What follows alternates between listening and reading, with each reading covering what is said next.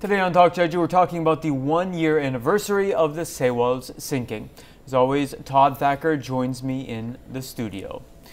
Well, Todd, the entire nation has been dealing with the first anniversary of the sinking of the Sewol and the loss of hundreds of mostly young lives.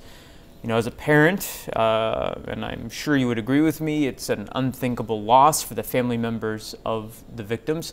And at the outset, I'd just like to convey my sincere condolences to all involved. Yes, absolutely, Nick. Our hearts go out to everyone who's enduring this first anniversary of such a tragic and preventable loss of life. We've seen millions of citizens around the nation come out and pay their respects on this anniversary. And on Jeju, there were a number of memorial ceremonies conducted around the island, including at Jeju Port, at City Hall, Jeju City Hall, and in Seogwipo as well. Now, in the run-up to the one-year anniversary of the tragedy, the media, has been following up on the families and the people who worked on the rescue and recovery efforts, seeing how they're coping. Obviously, the families are still suffering. Many leaving their children's rooms exactly as they had left them a year ago. Yes, indeed, and I've recently saw a very touching and moving photo essay depicting exactly that. The family members standing right in the middle of these untouched rooms of their loved ones. It's really heartbreaking. Of course, many of the divers and others who worked in those perilous and horrific conditions after the sinking are suffering from post-traumatic stress. We should remember that 2 civilian divers died in the subsequent search operations. Yes, and the Sewol, meanwhile, sits at the bottom of the sea. Now, recently a Ministry of Oceans and Fisheries report stated that raising the Sewol is, quote, technically feasible, unquote. Could you tell us a bit more about the details of that plan? Yes, when polled, 70% of the Koreans, the population said that they think it would be best to raise the Sewol and hopefully find the remains of the missing 9 victims. Mm-hmm. It would certainly be some comfort to the families. The plan as it stands now would be to first seal up all of the windows of the vessel and then to raise it partway to the surface, then install an inflatable dock underneath and then gradually float the entire vessel to the surface. Now, were that to happen, what kind of a timeline are we looking at? Well, unfortunately, the seas and the weather conditions in that part of the ocean are quite difficult to work in, and it could take between 12 and 18 months to complete the operation, according to the ministry. The costs of the operation is estimated to be about between 100 and 200 billion won. Now, let's talk a bit about what happened to those who were found responsible for the Sewol's overloading, which ultimately led to its sinking. Well, first off, in the subsequent weeks following the disaster, the Prime Minister resigned, and President Park Geun-hye eventually dissolved the Korean Coast Guard, essentially for its poor reaction to the disaster. It is now part of the newly established Ministry of Public Safety and Security.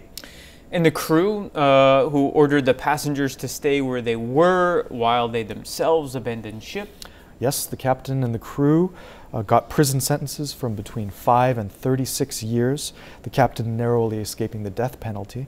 As for the owner, he died before he could be apprehended, and some of his family and business partners are also now either in jail or on the run.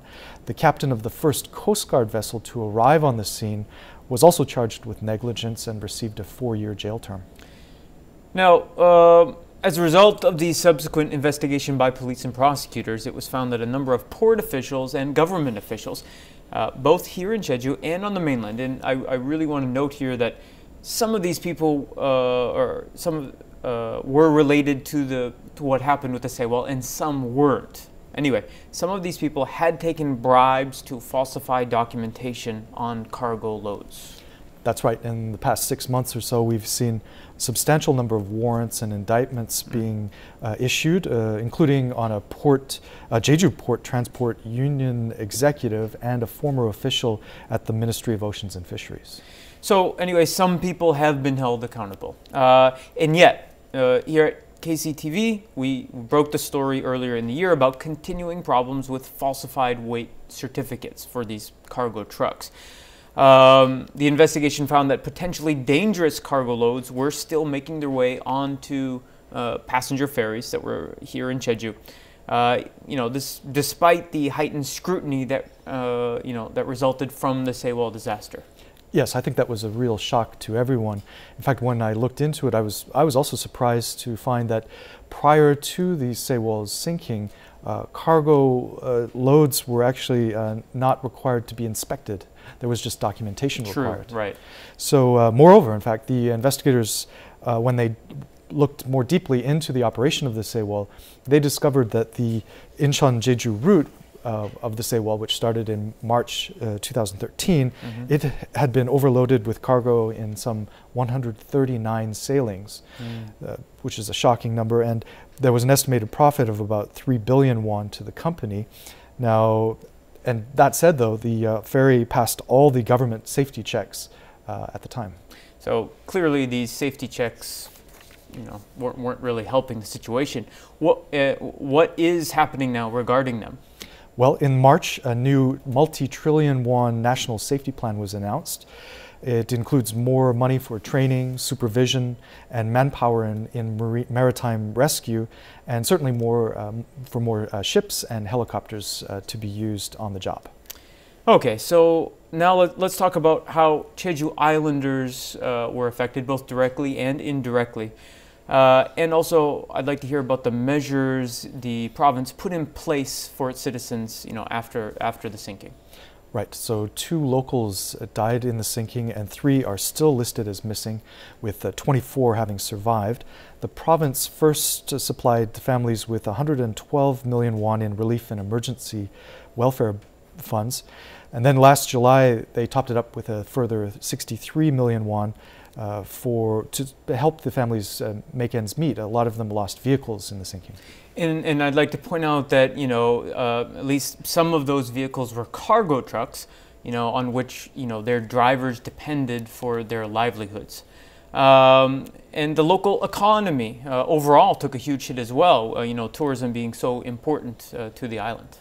Yes, that's right. Immediately following the sinking, Seoul canceled all school trips nationwide. Cargo shipments from Incheon as well were suspended, and traffic to and from Busan to Jeju, I read, dropped about 30% in basically due to increased inspections in the aftermath of the sinking. Of course, the disaster dissuaded a lot of people from vacationing and certainly coming to Jeju by ferry. Now, what was the overall drop for the year? Well, for context, in the weeks following the sinking, people, of course, as we recall, they were grieving, they were shocked. They were canceling travel plans. They weren't going out to eat. They weren't going out for a movie, let's say.